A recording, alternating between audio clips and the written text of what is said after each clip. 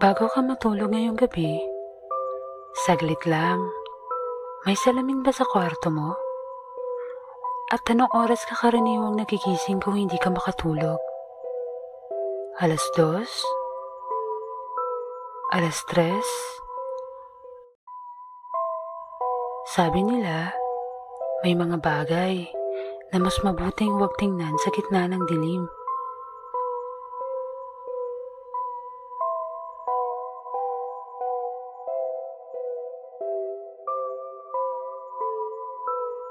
Narito ang ilang pamahiin at paniniwala tungkol sa salamin at 3:00 ng madaling araw.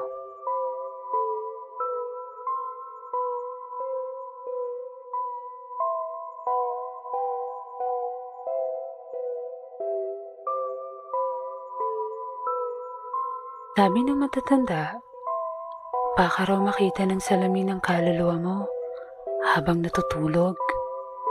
At kung may ligaw na espiritu sa paligid, baka mas gustuhin pa nilang kunin iyon kaysa bumalik sa dilim.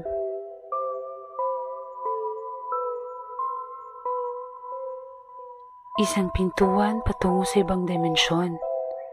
Hindi ito ordinaryong bagay, lalo na kung luma na ang salamin mo o minana pa.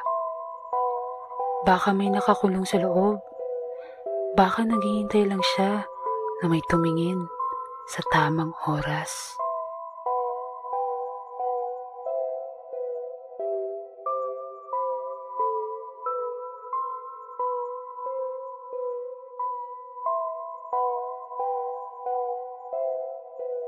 Hindi raw ito basta-bastang oras.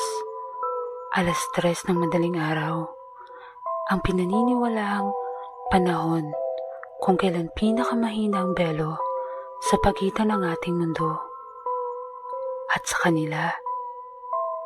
Kaya raw may naririnig kang katok, may nakikitang anino, o parang may matang nakamasid habang natutulog ka.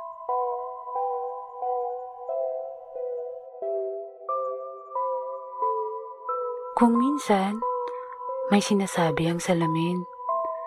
Kapag hindi mo nakita ang refleksyon mo o sandaling nawala ito, mag-ingat. Baka may gusto itong sabihin. Baka may papalapit na hindi mo kayang takasan.